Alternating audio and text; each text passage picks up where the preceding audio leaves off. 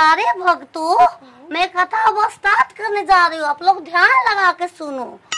एगो माँ के दो गो पुत्री थी, एगो का नाम सुखिया और एगो का नाम दुखिया था। ये सुखिया सुखी घर में बिया हो गया और दुखिया का दुखी घर में बिया हो गया। अरे दुखिया के एक बच्चा हो जाए, वो गरीब परिवार में हो गया। विपत उसके आगे पीछे, हाय रमा क्या वो करती। धीरे धीरे अपन डगमगा गोर ले दुखिया सुखिया के घरे जाके नौकरी करती अपनी बड़ी बहन के पास। अच्छा, बड़ बहन पैसा बात तो बड़ बहन से बात खत्म बा। बड़ बहन कह दिया मेरे से दूर रहो थोड़ा सा। अरे फाटल कुर्ता पहन के आए दुखिया सुखिया घरे आती।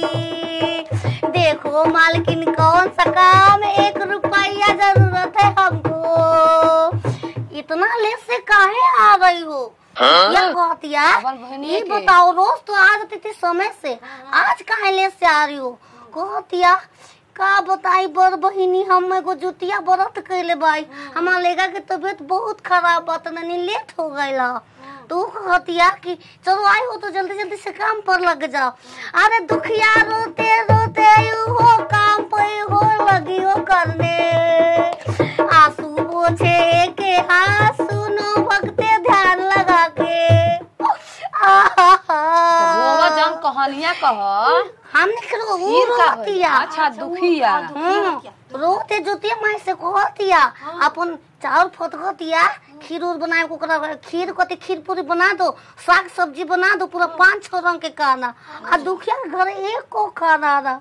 दुखिया चावल फटकतिया खुद ही आगे बेगो तो आगे लुकवा देती है, बांधते हेमा अपना के तुम बड़ बहन से चुपे चोरी आ चोरी में से कस ला के देखी हो बेचारी का करो।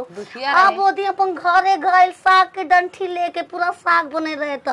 बड़की बहन बड़ी हमारी रहे हो। हां देखा पैसा बा त सब बन त केहू नहीं के अपन बहिन के बतानो जैसे तू बारू हम तू बारू कुछ नहीं को मरे 4 दिन हम जब वो अपने घर को जाती बच्चा मामा चिल्ला। सुनो भक्तों ध्यान लगा के जुतिया व्रत की कथा सुनाए, सुनो भक्तों ध्यान लगा के। माँ मुझे खाना दो, कुछ लाई नहीं हो। दुखिया के माई लेका वा दुखिया के लिया बने बबोरू को खाना देते तो जब खुदिया लिया निकाल के ओकरा के पानी से धो धा के उसीन के देल भात आ साग दम थिल के लेका खा को से सुतल ऐसे दोनों गोरू तो भूखरा उखाई का सुगोती अपन पेट दबा के जूते में के याद करती है जुतिया माई हमने कहिया दुखर लड़का तबियत ठीक कर था। अचानक से दरवाजा धम धम बाजता जैसे बुझाता भूत आवता। अच्छा माई हम तो दिलाग रहती हम को आई हो। तू एगो दरवाजा दुआरी पे पिल्ला आ जाई तो राती के तू केवाड़ी खोल देबू तो आई तो कहतिया अरे केने बारू निकलाए हमारी रनिया। अरे आधी रात के कवारी पिटाए, सुनो भक्तों ध्यान लगा के। माता तू की हरु कवारी जब खोलो देते पूरे भूख लागल बा हमके खाना ना देबू। अच्छा राती भी हां तो वो बिया बहुत एगो दुखिया के बड़ी दिल बढ़िया रहे बड़े भले ओकरा के पैसा 1 किलो के एगो दे रहे बड़की बहन का 2 किलो के होई कि ना होई। हां घर में लिया गोल कोते बोई थी हम देखो हमें बड़ी भूख लगबा जोर से हमके कुछ खाए के दे दो बहनी। जुतिया माई पछीरा थोड़ा दे पढ़ा लिखो थोड़ा बयान पर बिया तो का कह दिया बोलत रही थोड़े ना तो कहतिया ये माई हम का खाइबू हम गरीब के कुटिया में जौन बात नहीं मिली। चलो हो जा बनैल बनी बैठा आसन पर अपन आचरा से बैठा दे ऐसे कहि ना कि हमर तू सेवा कर बड़ बुजुर्ग तू थोड़ी जुते माई हो तारा करबू। सुनो ना को बैठैलस साग दंथी वाला अब भात देलस जो बनेले रहे। हां को अब कुछ ना बचल बेचारे ते से भूगर व्रत तोरे खातिर कुछ ना बचल तो अगर सुत गइल। अरे आधा राती होते जाए भूखिया को अब भूख लग जाती, पेट पहाड़ धके सो जाए भूखिया को और भूख लग जाती। दुखिया के भूख लगते जाता, पेट पहान के सुतल बिया, सुबेर होई तो बड़ा तोर ये जुतिया नहीं जागो बारी बूढ़ी माई देखत रह। हां जुतिया नहीं रोली बूढ़ रहल देखत है बेचारी दुख में बिया। अब वो कहते परीक्षा लेत आई उनको खैले रहे तो कहते कि मुझे अथू आया है अलग शंका में आगे मुते लगा। तो कहते ना कि दुखिया कहती है कि जाई अब कल हमारे सिर रहने में अब जगह कहाँ हम लेके जाइए धराती के। तो अगलेस खतिया के जरिए बुठिया ओकन जन बुठी न रहे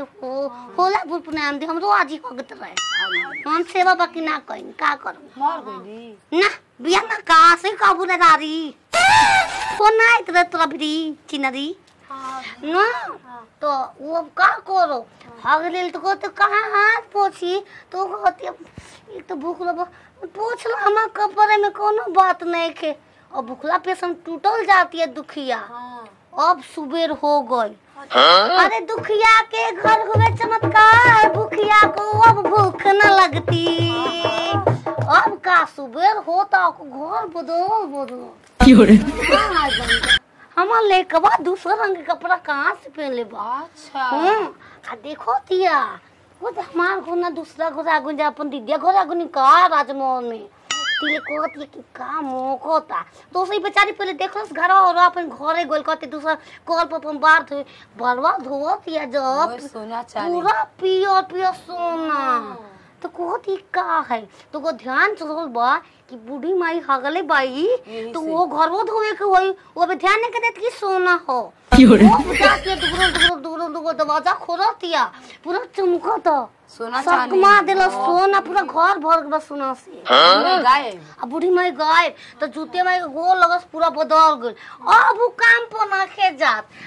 अरे सुखिया को 4 दिन बीत गया दुखिया काम पर नहीं जाए सुनो भक्तो ध्यान लगा के अरे जुतिया की मैं कथा सुनाए सुनो भक्तो ध्यान लगा के 4 दिन बीत गई सुखिया करे दुखिया जाते ना अब टेंशन हो गेल काहे नहीं खेओ अब वो अपन लड़का के भेजले रहे जब वो बर दीदिया घर से जाके तजरोई ले आओ बेची गहनवा सुनवा ना जो तो जोखे खाते ना कोको किलो बेच चन तो तुम कोको बाजार में गोल लेका तो होतिया ई बताव रे कुसन कपड़ा पहनल बरो हां अब सुखिया के दुख हो बदल गई ओए का मांगे बरो हम तोर जोई तो माई कहने का काम परे आ पूरा घर के काम पर बा तो को बुझाना ना रे दांत के लइको तो गरीब के मन गरीबे बा कितना अमीर हो जाए मम्मी न कहते काम पर नहीं के जाए कब हम पढ़े जानी पैसा लागल बा तो मंगल बारी में बता देलस तब कहती कि का जोखे वाला बेकार खोरे कुछ होइल नहीं कितना दिन से का अब जोखी का बेची कॉलर है कि मम्मी व्यापार चालू करते नया बिजनेस तो वो भी चुंबक लगा देती है तजरोइया में जोखी बेची बस सट के आई अरे सुखिया अपनी दिमाग चलाए तजरोई के नीचे चुंबक लगाती सुनो भक्तो ध्यान लगा जुतिया व्रत के में कथा सुनाती।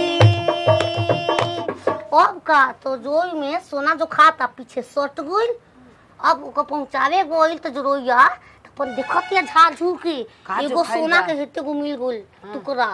कहती तो सोना करगो के देखो चेक में अब गइलो का पीछे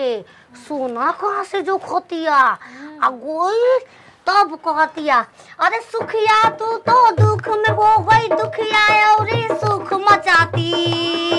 दुखिया के अब सुखी का दी सुखिया के अब दुखी का दिन आया। अब दुखिया कहती है कौन सम काम को लो की तरह 4 दिन में से और ओ अब अपन पूरा बात दुखिया सुखिया को बता देला ई छिनरो दिमाग चलौली दिल ना लगौरी का कइली तू कॉपी कइली 1 साल बाद फिर जुतिया परब आई ऊ अपना घरे साग की जगह डंठल के बनैला सौरिया लगा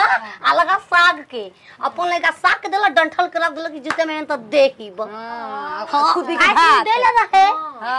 आ ऊ आइली ओकरो घरे गईली दरवाजा सक दिखलो त अंधेरिया रात में बुढ़ी मैं आवा ओ सही खिसिया बैठा कोनो बात नहीं बैठ जा रे तो प्यास से खियाव जाला चिंतिया हो कि जूते में के हो बैठ गइल मुंह के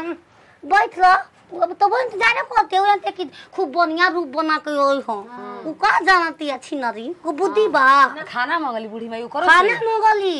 तो अपने सगिया आ खीर पूरी खइले रे अपन लगा के आ लेकिन ओकरा के दंथर के बना रहे अलगा से ए से जवन अपना खातिर नहीं का बूढ़ी माई खातिर अलगा बनेले रहे हां सब कुछ रहते हुए जैसे आप सब मांगा हम देनी सास में तू कल ना द हम मना करना दे ना दे हो जा खाना देबो तो मम्मी से मने न कर हो ना हमा के मां बात तू का जनबू शांत रू तो फिर नो खा लेतिया खा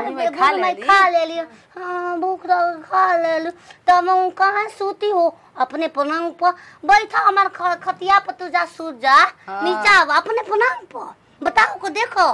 मोती उसका काम नहीं करता पैसा की लालच हो जाए सुनो भक्तो ध्यान लगा के ए जुतिया की मैं कथा सुनाए सुनो भक्तो ध्यान लगा के ओब का कर सोचते कि कब सुबह को पैसा को लालच बा कहते कब को मैदान लगे रात को वो जागल बिया तो बुढ़िया के मैदान लागो तो खोले रहे तो हक देलो सो को सिरहन में कहां पोछी हो बच्चिया कपड़ा में पोछला कपड़ा बार खुरकुने पोछला अरे में पोछ देला से खिनाती या कितना अब चढ़ गला छरीत अब सुबह होती है जाती है कल पर खुश होई अब पूरा ओकर तीन माटी के हो जाता घरवा केकरा घरे आ गई नी बड़की ओए बार में हगल लग रही पूरा ढील